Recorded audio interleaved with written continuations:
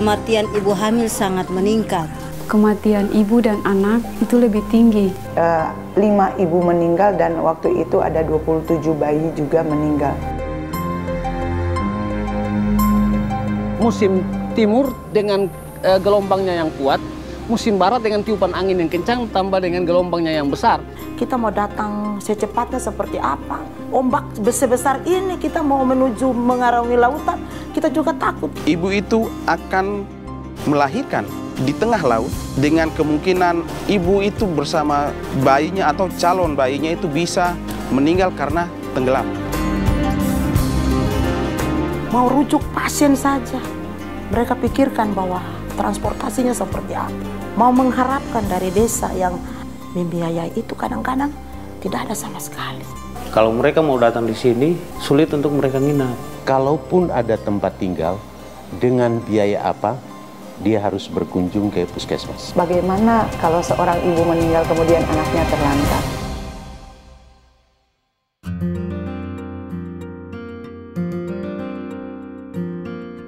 Ada ibu-ibu yang memilih mati ketika mereka harus meminta pertolongan ke puskesmas. Pertama, kalau dia menyeberang dari pulaunya ke puskesmas, gelombang sangat tinggi. Yang kedua, kalaupun dia bisa menyeberang, dia khawatir jangan-jangan tidak ada bidan atau dokter di puskesmas. Yang ketiga, kalaupun dia bisa sampai di puskesmas, tinggalnya di mana? Dan yang keempat, kalaupun ada tempat tinggal, dengan biaya apa, dia harus berkunjung ke puskesmas. Apa sih yang dimaksud dengan rumah tunggu? Apakah rumah tunggu itu seperti yang dikatakan oleh kebanyakan orang atau dianggap sebagai sebuah rumah yang memang disiapkan oleh pemerintah? Sebenarnya bukan.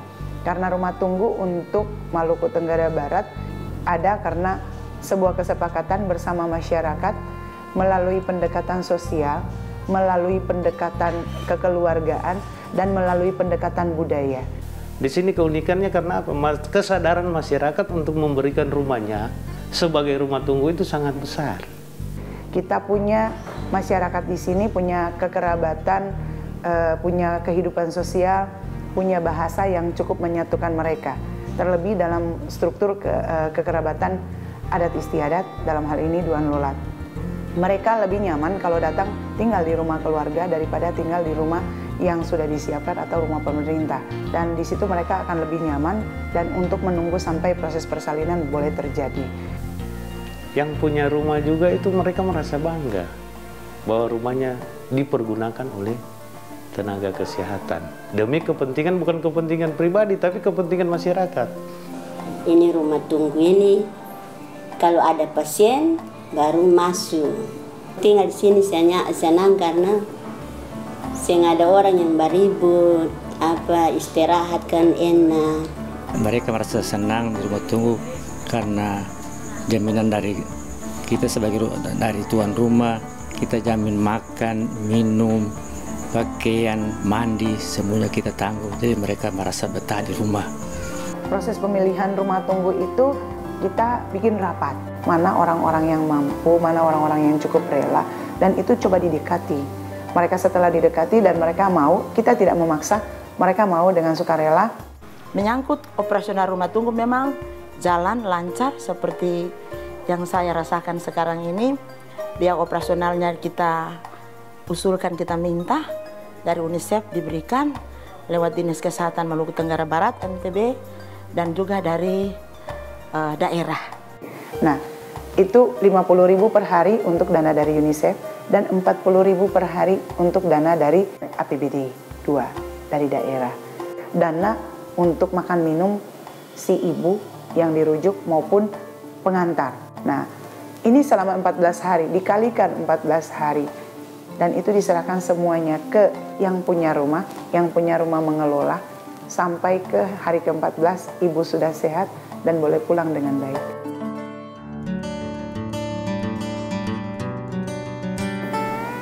Saya berusaha untuk bertemu bagaimana saya membahasakan ini kepada para dukun. Yang punya pengetahuannya memang nggak lulus SD ya. Kita berusaha untuk bisa membuat mereka mengerti itu sebuah kebahagiaan. Dan mereka mau untuk kerjasama itu sesuatu yang sangat membahagiakan. Karena bidan itu dia berpendidikan, tapi kami para dukun itu hanya mengikuti pelatihan. Jadi kita harus kerjasama dengan para bidan, Pak. Kalau ibu-ibu yang tunggu untuk melahirkan, seumpamanya temui komplikasi perdarahan, harus dibawa ke rumah tunggu untuk diperiksa. Kalau rumah tunggu ini menurut saya itu baik. Andai kata ibu itu tidak sempat ke rumah sakit, rumah tunggu ini sudah siap untuk menerima. Sebab di dalamnya pelayan-pelayan itu sudah tersedia. Program ini saya tetap siap untuk mendukung. Karena ini menyangkut kesehatan ibu. Baik ibunya, baik belitanya, baik bayinya. Pemerintah kecamatan memberikan semacam instruksi, memberikan semacam arahan kepada semua pemerintah desa untuk bisa memberikan dukungan secara penuh terhadap program rumah tunggu yang ada di Kecamatan Romaketian, khususnya di Serang.